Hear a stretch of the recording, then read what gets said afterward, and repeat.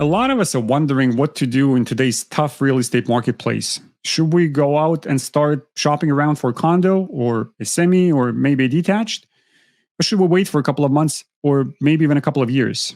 I can't pretend to have all the answers, nor can I see into the future, but what I do have is some information that I'm planning to share with you guys so that together we can make sense of what's going on and come up with the right decisions. Now, if we're meeting for the first time, my name is Vlad and I'm a realtor with the Purple Tree Real Estate Group, a top performing team in Toronto, Ontario. And together with my partner Mitra, we've been servicing this marketplace over the past 15 years. If you're thinking about selling and you're not sure about how to position your property in the marketplace, or you're thinking about buying, but you're not sure what to do, period, I would encourage you to schedule a quick 15-minute consultation over the phone with either myself or my partner Mitra, and we're going to link that up in the description below.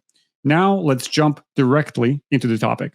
The CPI inflation number is currently at 4%, whereas the target remains the same as declared by the Bank of Canada. It is at 2%.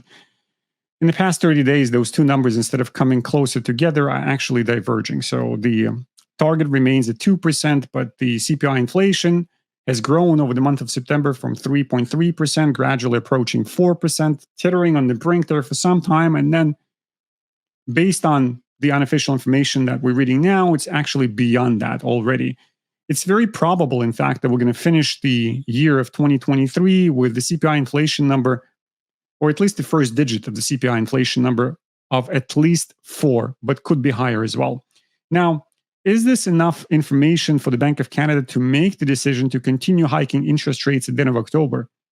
Obviously, they're going to be looking at a lot more data than just the CPI inflation. However, based on the recent statements from the bank's governor, it seems more probable than not that the rate hikes will continue and we're going to see an increase of at least 25 basis points in the end of October. Well, at least that's my read of what he's talking about. Further, what we've seen over the past 2 weeks is that the yield for a 5-year Canadian bond has gone up by 25 basis points. And generally, this is a surefire indicator that the 5-year fixed mortgage terms are going to go up by the same amount. And in fact, we've seen a bunch of banks already implemented new mortgage rates for 5-year fixed. Right now, there are approximately 87,000 condo units that are being under development in Toronto. So it takes 3 to 5 years for the development and construction process to complete. So say on average 4 years, which means that there's going to be roughly 22,000 condo units coming up for sale in Toronto over the next 4 years every year. Is this enough to impact the affordability in housing, specifically condo housing, in any significant way? Because condos are usually purchased by first-time home buyers, especially those that are new construction condos. Definitely not. It's a far cry from what we need, because in order to impact the affordability, we need approximately 50,000 condo units per year. So if you're thinking there's going to be a dramatic and drastic drop in prices over the next few years, I just don't see this happening.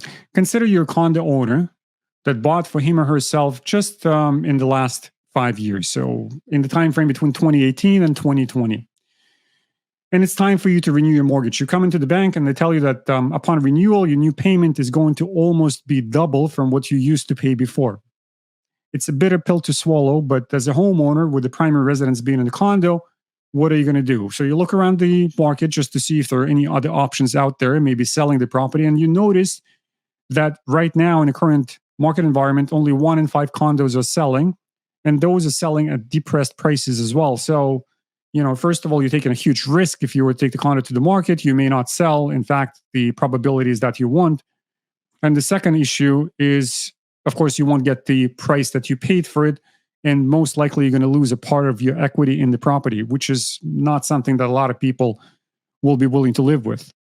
So a lot of those folks are going to stay put. So let's consider a similar scenario, but with an investor that purchased within the same time frame between 2018 and 2020 on the same terms as somebody who bought it as a primary residence, and they've tenanted the property since.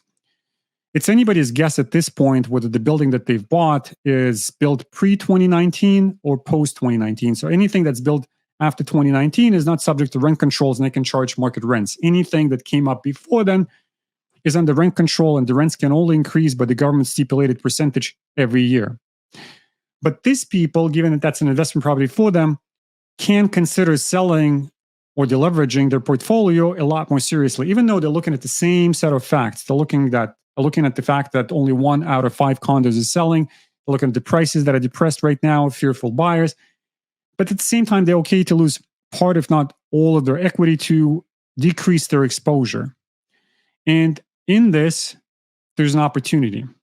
So the sellers are worried and they're flooding the market with condos. The buyers are worried and they're not rushing to buy anything necessarily right now. So there could be desperate sellers and very motivated buyers that will strike an agreement and the buyer will actually get a fantastic sale or fantastic buy in this case. So if you look at some of the other factors that we've discussed, it's hugely unlikely that the real estate market in Toronto, specifically condos, is going to decline severely in the long term. So in the long term, in my books, is 5+ years. The levels of immigration are staggering. Most of those immigrants are settling in the province of Ontario and in Toronto specifically. And most of those people that have the means to buy a property will end up buying a condo, probably a newer condo, because those are the cheapest entry points into the housing market. So prices will continue appreciating. And right now, there is a fearful moment and an opportunity to buy a condo at a great price.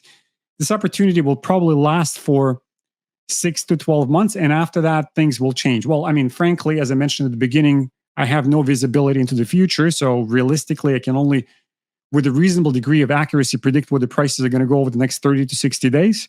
But the general dynamic of the market is such that, again, immigration, number of condos that are coming up as new construction, not a whole lot. A number of investors that are fearful and trying to deleverage right now, and a fearful buyers at this time. Perfect storm, perfect opportunity for buyers to capitalize on that and invest their money into the condo market. But there's more to that. Consider what happens to a new building 4 to 6 months before the corporation is formed and it's fully occupied on every single floor. Well, there's a flood of assignments that are coming to the market with the original purchasers of those pre-construction units trying to sell them on assignment, i.e. they're trying to sell the contract to somebody else who's willing to take the liability of actually having to go through the closing process. Well, that's where you can find a tremendous deal. Those folks have even fewer attachments to that property. They have no tenants there. They're still waiting to close. And many of them are actually over-leveraged to a degree where not in a position to close, period. And if they're, say, 8 months out before closing, they will still be firm on the price that they have in mind. But the closer they get to that juncture point of them having to come up with the money to close on the property, they'll be a lot more flexible. So there's a lot of opportunities in that segment of the market. And lastly, about the pre-construction, just a few words about what's happening with the pre-construction. Well, normally, today's 2023, you'll be buying a pre-construction property that's closing, say, in 27 or 28. And the builders and developers are extrapolating their version of how the market is going to evolve over the next 4 to 5 years, and they're going to be charging you a premium based on their projections. And even with all the perks that they're willing to give right now, smaller down payment, a down payment extended over a period of 2 years instead of 1, free upgrades, and even some discounts on the property, you still need to run your own numbers and see how you see the market evolving in the next 4 to 5 years, and not how the builder sees it evolving, and then compare what you get as the number at the end. Does it make sense for you to buy a condo right now at $1,600 a square foot that's going to close in 27? Or actually you feel that the market is going to be at $1,400 a square foot? Something to consider. So the pre-construction sales is sagging, and this is going to continue until the end of 2023 and most likely for the entirety of 2024. So a quick aside on what it takes to get qualified for a mortgage right now and be in a position to actually go out and buy a property. So first of all, when the banks are going to be assessing your paperwork, they're going to be looking at your ability to pay not against a, say, 6% interest rate on a mortgage, but it's going to be your ability to pay against that 6% plus 2, so against 8%, because there's a stress test as well. To put it differently, in order for a family to qualify for a mortgage of, say, $1.2 million, that family has to come up with an annual income of approximately $240,000. And that's a very liberal estimate. In all likelihood, most banks will take the view that that couple would need to make more money. But let's say it's $240,000. And let's say that the income within the family is divided equally. So one part is making $120,000 and the other part is making $120,000. So combined, $240,000. Remember this, less than 11% of Canadians are actually making more than $100,000 per year. So less than 11% of Canadians are in a position to even consider being qualified for a $1.2 million mortgage.